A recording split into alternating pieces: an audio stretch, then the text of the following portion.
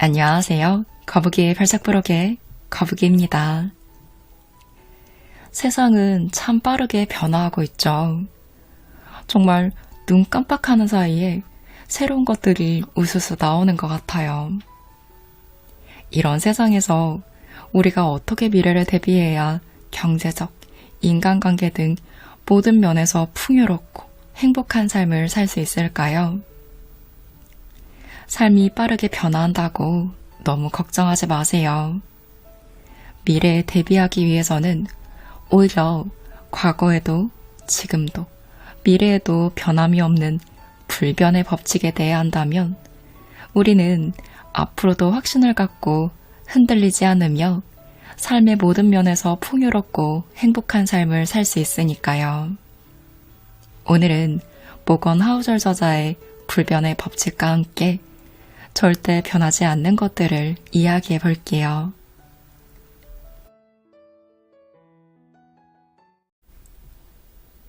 언젠가 워런 버핏과 가깝게 지내는 남자를 만나 점심 식사를 함께 했어요. 편의상 그를 짐이라고 부르겠습니다. 그에게 들은 이야기입니다. 짐은 2009년 말 워런을 차에 태우고 네브래스카주 오마하의 시내를 달리고 있었습니다. 세계 경제가 침체의 늪에 빠져있던 때였고 오마하도 예외는 아니었습니다. 많은 상점과 사업체가 문을 닫은 상태였어요. 짐이 워런에게 물었습니다. 암울하군요.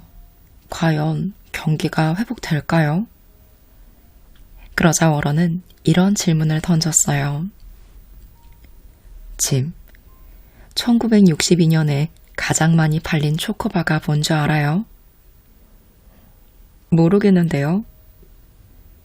스니커즈였어요. 그럼 현재 가장 많이 팔리는 초코바는 뭘까요? 모르겠습니다. 스니커즈예요. 그리고 침묵. 대화는 거기서 끝났습니다. 오늘 들려주고자 하는 것은 늘 변화하는 세상에서 절대 변하지 않는 것들에 관한 이야기입니다. 변화는 우리의 주의와 호기심을 끌어당겨요. 새롭고 놀랍고 흥미롭기 때문이죠. 하지만 인간의 변하지 않는 행동 방식이야말로 우리에게 커다란 깨달음을 주는 보고입니다. 미래를 엿볼 수 있는 창이 되기 때문이죠. 당신의 미래, 그리고 우리 모두의 미래 말이에요. 당신이 어떤 사람이든, 어디에 살든, 나이가 몇 살이든, 돈을 얼마나 많이 벌든, 인간의 행동 방식에서 시대를 초월한 값진 교훈을 얻을 수 있습니다. 세상이 변하지 않는 특성과 인간의 변하지 않는 행동 방식을 이해하고 나면 당신 자신의 삶을 그리고 세상이 지금과 같은 모습인 이유를 더 깊이 이해할 수 있습니다. 다가오는 미래를 더 준비된 상태로 맞이할 수 있습니다. 여러분, 낙관주의와 비관주의 중 무엇이 더 중요할까요? 사실 이 모두를 지혜롭게 다루기는 꽤 어렵습니다. 비관론은 낙관론에 비해 지적인 관점에서 더 매력적이고 설득력 있게 들리므로 더 많은 이들의 관심을 끌어당깁니다. 또 리스크에 미리 대비할 수 있으니 생존을 위해서도 중요하죠. 하지만 낙관론도 똑같이 중요합니다. 당장은 상황이 암울해 보일지라도 앞으로 분명 나아지리라는 믿음은 단단한 인간관계를 유지하는 일부터 장기적인 투자를 하는 일에 이르기까지 삶의 모든 부분에서 꼭 필요합니다. 우리는 이것을 기억할 필요가 있습니다. 발전을 위해서는 낙관주의와 비관주의가 모두 공존해야 한다는 것을요. 이 둘은 공존이 불가능한 정반대의 태도로 느껴집니다.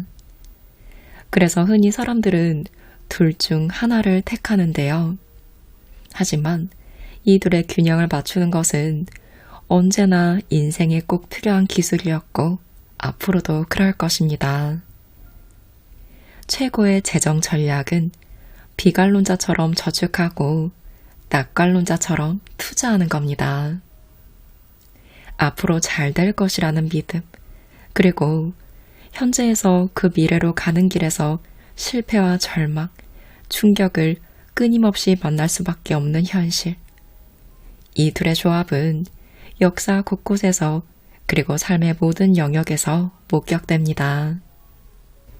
미국에서 가장 유명한 베트남 전쟁 포로는 존 맥케인 전 상원의원일 거예요. 하지만 가장 군 계급이 높은 포로는 짐 스톡데일 제독입니다. 스톡데일은 포로로 잡혀있을 당시 끔찍한 고문을 수없이 당했고 더는 버티지 못하고 무너져 중요한 군사 정보를 풀게 될까봐 자살 시도를 한 적도 있었습니다.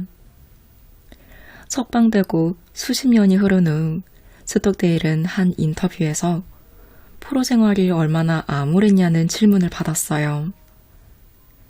그런데 뜻밖에도 그는 사실 전혀 암울하지 않았다고 대답했습니다. 자신이 승리할 것이라는 믿음을 절대 버린 적이 없다고, 결국 풀려나 다시 가족을 만나리라는 희망을 놓은 적이 없다고 말했습니다. 더 없는 낙관주의처럼 들립니다. 그렇지 않으신가요? 실은 그렇지 않습니다. 스톡데일은 포로 수용소에서 어떤 사람들이 가장 견디기 힘들어 했느냐는 질문을 받자 이렇게 대답했어요. 바로 낙관주의자들입니다. 크리스마스에는 집에 돌아갈 거야 라고 입버릇처럼 말하는 사람은 크리스마스가 왔다 지나가면 정신적으로 완전히 무너지곤 했습니다. 스톡데일의 말에 따르면 그들은 죽을 만큼 괴로워했다고 해요. 스톡데일은 상황이 나아지고 성공할 것이라는 확고한 믿음을 지니는 동시에 가혹한 현실을 받아들여야 한다고 말했습니다. 결국 상황은 나아질 것이다. 그러나 우리는 크리스마스 때까지는 나가지 못할 것이다. 비관론자처럼 대비하고 낙관론자처럼 꿈꾸세요. 그 균형이 중요합니다. 얼핏 들으면 잘 와닿지 않을지도 모르겠습니다. 하지만 이 균형은 상당히 큰 힘을 발휘합니다. 절망적인 현실을 직시하고 인정하되 동시에 낙관적인 시각을 유지하는 태도 말이죠. 1984년 제인 폴리는 28살의 빌 게이츠를 인터뷰했습니다. 폴리가 말했어요. 당신을 두고 천재라고들 하죠. 그런 얘기를 들으면 민망하실 수도 있겠지만 게이츠는 무표정한 얼굴이었어요. 감정 표현도 그 어떤 반응도 없었습니다. 폴리는 어색하게 웃으며 아, 네, 별로 안 민망하신가 보네요 라고 말했습니다. 이번에도 게이츠는 아무 반응이 없었어요. 물론 그는 천재였습니다. 그리고 자신도 알고 있었죠. 그는 모든 가정의 모든 책상에 컴퓨터가 설치되도록 하겠다는 꿈을 품고 19살에 대학을 중퇴했습니다. 자기 능력에 대해 엄청난 자신감을 지닌 사람만이 할 수 있는 행동이죠. 게이츠와 함께 마이크로소프트를 공동 창업한 폴 앨런은 그를 처음 만난 때를 이렇게 회상합니다. 빌 게이츠를 만나자마자 세 가지를 알 수 있었습니다. 그는 진짜 똑똑했어요. 경쟁심이 강했고 자신이 얼마나 똑똑한지 보여주고 싶어 했죠. 그리고 끈기가 대단히 강했습니다. 하지만 빌 게이츠에게는 또 다른 모습이 있었습니다. 편집증에 가까운 불안을 달고 살았다는 건데요. 그의 굳건한 자신감과는 사실상 반대되는 특징입니다. 마이크로소프트를 창업한 후 그는 만일 수익이 발생하지 않아도 1년 동안은 회사를 유지하기에 충분한 현금을 항상 은행에 보관해 두었습니다. 2007년에 게이츠는 이렇게 회상했어요. 나는 늘 불안했습니다. 우리 회사에서 일하는 직원들은 나보다 나이가 많고 먹여 살릴 자식도 있었기 때문입니다. 항상 이런 걱정이 먹이를 떠나지 않았죠. 수익이 안 나면 어떡하지? 직원들 급여는 줄 수 있을까? 게이츠 역시 낙관적 태도와 자신감, 그리고 강한 비관론을 동시에 지닌 인물이었습니다. 그는 생존을 위해 눈앞의 위험에 대비할 만큼 충분히 비관론적이어야만 장기적인 낙관론을 견제할 수 있다는 사실을 알았던 것 같습니다. 낙관론과 비관론은 하나의 스펙트럼 위에 존재합니다. 이 점을 꼭 기억하시길 바래요. 스펙트럼의 한쪽 끝에는 극단적 낙관론자가 있습니다. 이들은 모든 것을 긍정적으로 보고 모든 일이 잘 풀릴 것이라 생각하며 모든 부정적 태도를 성격적 결함이라고 봅니다. 또 자신감이 너무 강해서 일이 잘못될 리 없다고 믿죠. 다른 한쪽 끝에는 극단적 비관론자가 있습니다. 이들은 모든 것을 부정적으로 보고 모든 일이 망할 것이라 생각하며 모든 긍정적 태도를 성격적 결함이라고 봅니다. 또 자신감이 너무 낮아서 일이 잘 될 리 없다고 믿죠. 이들은 극단적 낙관론자와 정반대의 위치에 있지만 현실과 동떨어져 있다는 점에서는 극단적 낙관론자와 마찬가지입니다. 둘 다 똑같이 위험하다고 보시면 되는데요. 가장 바람직한 것은 그 중간입니다. 저는 그것을 합리적 낙관론자라고 부릅니다. 합리적 낙관론자는 인간의 현실이 언제나 문제와 절망과 실패의 연속이었다는 사실을 충분히 인정하고 받아들이되 그런 장애물도 결국엔 발전을 막을 수 없다고 믿으며 낙관적 시각을 유지합니다. 어쩌면 위선자나 변덕쟁이처럼 들릴지도 모르겠어요. 하지만 대개 그들은 남들보다 훨씬 더 멀리 내다보고 있습니다. 어떤 영역에서든 장기적인 성공을 누릴 만큼 충분히 오래 버티기 위해서는 당장 눈앞의 문제나 위험을 해결하고 살아남아야 합니다. 투자든 일이든 인간관계든 마찬가지죠. 그러니 비관론자처럼 저축하고 낙관론자처럼 투자하세요. 비관론자처럼 대비하고 낙관론자처럼 꿈꾸세요. 이 둘은 서로 상충하는 마인드셋처럼 보일 것입니다. 얼핏 생각하면 낙관론자나 비관론자 중 하나를 택해야 할 것 같죠. 둘이 공존할 수 있다고 생각하기가 그렇게 쉽지만은 않습니다. 하지만 장기적으로 성공하는 거의 모든 일에서는 그 둘이 공존합니다. 낙관주의자처럼 기꺼이 리스크를 감수하며 야심차게 신제품을 개발하지만 비관주의자처럼 단기적 부채를 경계하며 항상 안전망으로 다량의 현금을 보유하는 기업을 생각해 보세요. 큰 돈을 벌 기회가 와도 평판이 손상될 위험을 경계하며 그 기회를 붙잡지 않는 사람을 생각해 보세요. 장기적으로 보면 평판이 훨씬 더 중요하기 때문입니다. 투자에서도 마찬가지입니다. 필자는 전작 돈의 심리학에서 이렇게 말했죠. 큰 수익을 내는 것보다 재정적 파산을 겪지 않고 버티는 힘을 키우는 것이 더 중요하다. 그 힘을 키우면 가장 큰 수익을 얻게 된다. 복리 효과가 기적을 일으킬 만큼 오랫동안 살아남을 수 있을 것이기 때문이다. 역사를 보면 한 가지 중요한 점을 깨닫게 됩니다. 장기적으로는 되게 좋은 결과에 이르고 단기적으로는 되게 나쁜 상황을 겪는다는 사실입니다. 단기적 역경과 장기적 관점을 균형 있게 관리하는 법을 깨달으려면 노력이 필요합니다. 그 방법을 모르는 사람은 대개 결국 비참한 비관주의자가 되거나 파산한 낙관주의자가 됩니다. 역사를 보면 일관되게 나타나는 현상이 있습니다.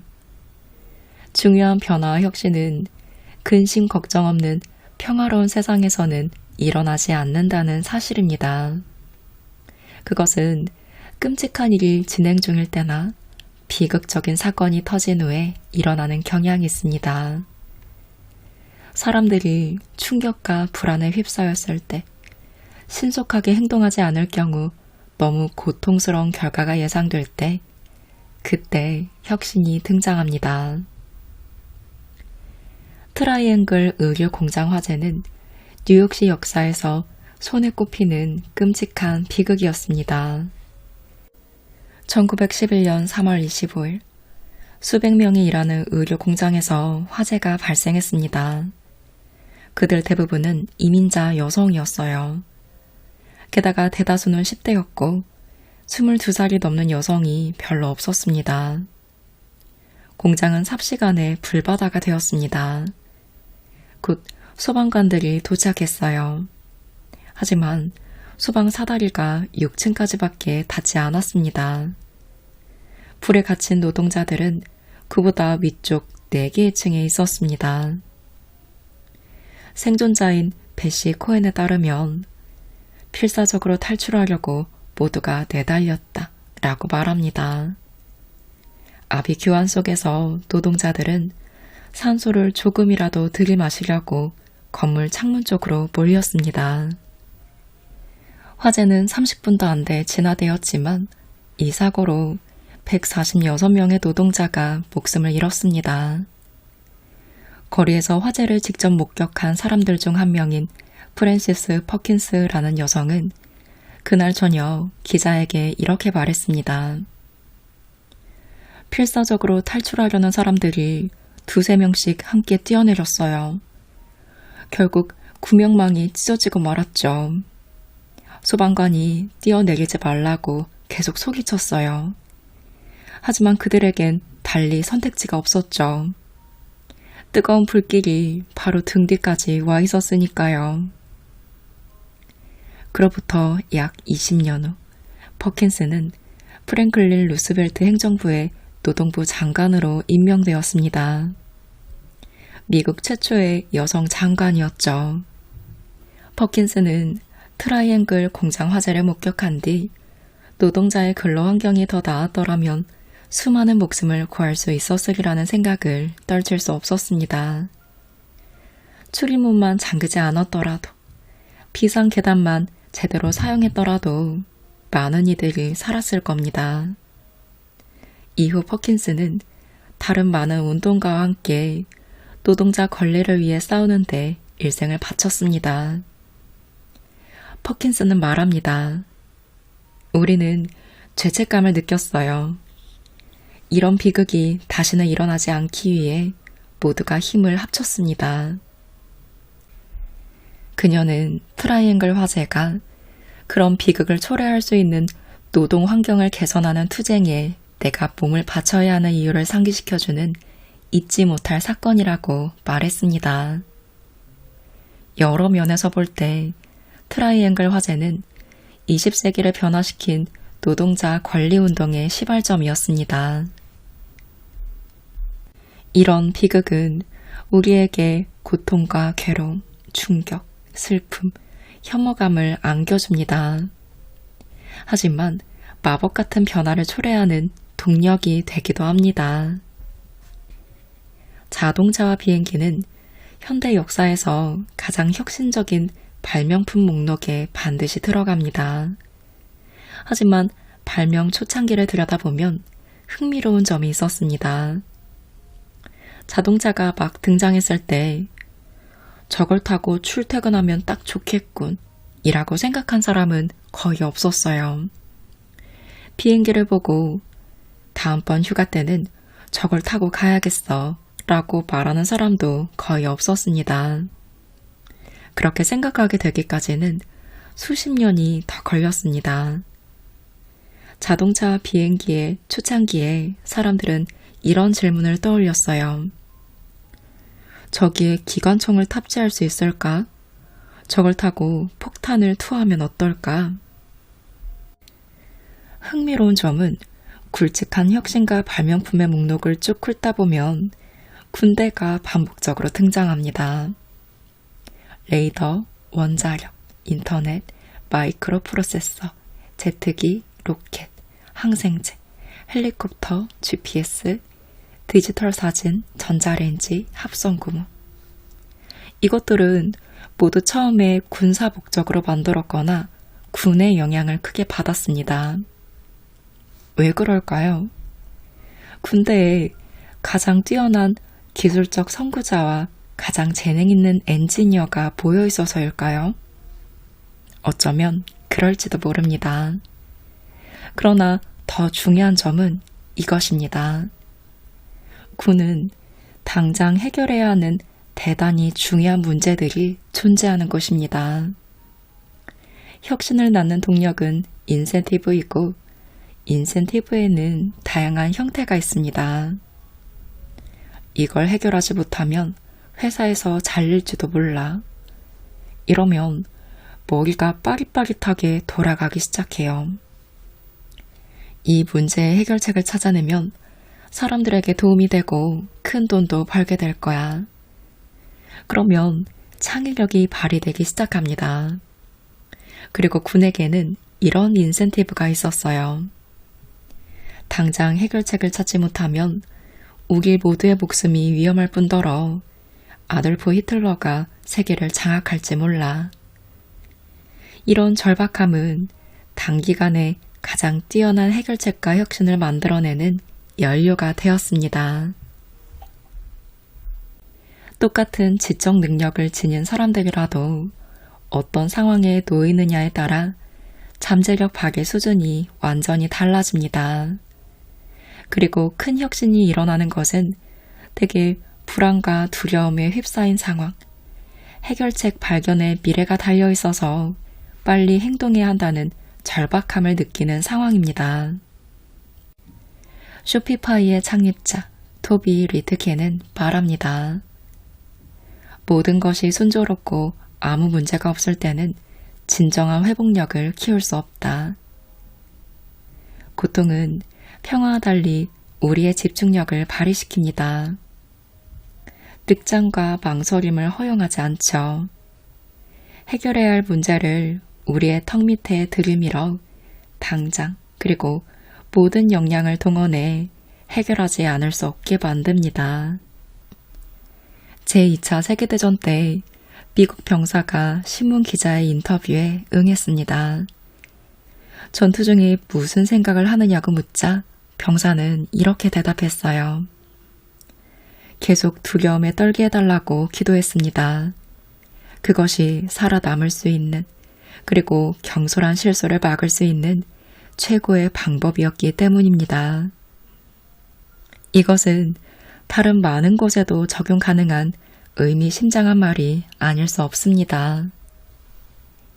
하지만 고통이 동력이 된 혁신에는 분명히 한계가 있습니다.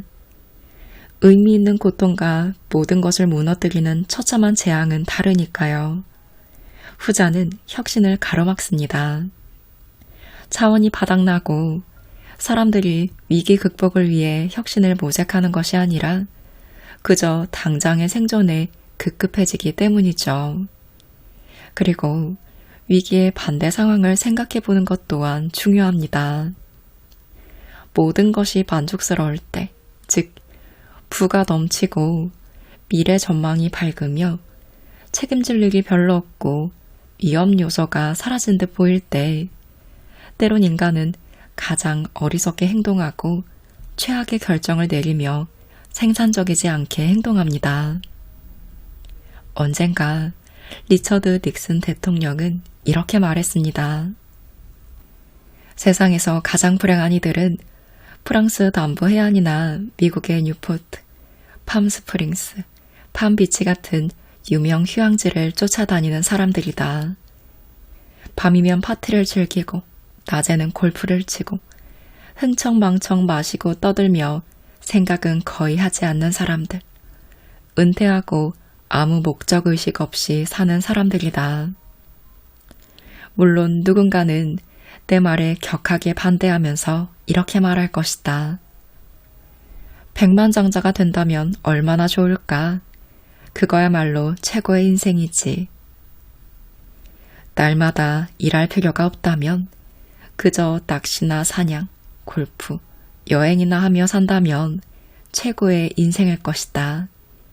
하지만 그런 사람은 인생을 알지 못한다. 인생을 의미 있게 만드는 것은 목적의식이기 때문이다. 목표, 치열한 싸움, 고군분투이기 때문이다. 설령 승리하지 못할지라도 말이다. 두려움과 고통, 역경은 긍정적 감정이 결코 따라갈 수 없는 강력한 동기부여 요소입니다. 이것은 역사가 주는 큰 교훈이기도 하죠. 그리고 이 교훈은 결국 우리에게 이런 깨달음을 줍니다. 어떤 삶을 원해야 할지 신중하게 생각하고 판단하라. 아무런 걱정도 고통도 스트레스도 없는 삶이 행복할 것 같아요. 하지만 그런 삶에는 동기부여도 발전도 없습니다. 물론 역경을 두 팔 벌려 환영할 사람은 없죠. 하지만 우리는 그것이 창의적 문제 해결과 혁신의 가장 강력한 연료라는 사실을 인정해야 합니다. 과거의 고통은 현재 우리가 누리는 좋은 것들을 낳은 토대이며 현재의 고통은 미래에 누릴 것들을 위한 기회의 씨앗입니다. 지금 여러분 중 누군가는 큰 걱정이 있고 두려움, 스트레스가 있으시겠죠. 그런데 그렇다고 너무 힘들어하거나 절망하지 마세요. 결국 그것이 우리의 행복에 아주 큰 연료가 될 테니까요. 이것은 평생 변하지 않는 불변의 법칙입니다. 그것을 믿고 앞으로의 행복한 미래를 누리시면 좋겠습니다. 오늘은 모건 하우절 저자의 불변의 법칙과 함께 했습니다. 저자는 현재 미국 최고의 경제 매거진에서 칼럼니스트로 그 외에 여러 금융 분야에서 다양하게 활동하고 있는데요.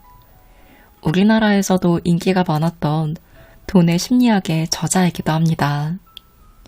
그는 10년간 역사 공부를 하면서 깨달았다고 해요. 인간의 머리는 1920년이나 2000년이나 2020년도나 똑같다는 것을요. 변하지 않는 것들은 중요합니다.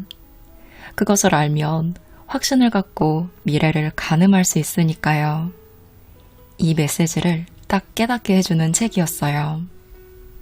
이분의 글은 참 다양한 관점에서 바라보는 통찰력이 있으면서 현실적이고 문체가 담백해요.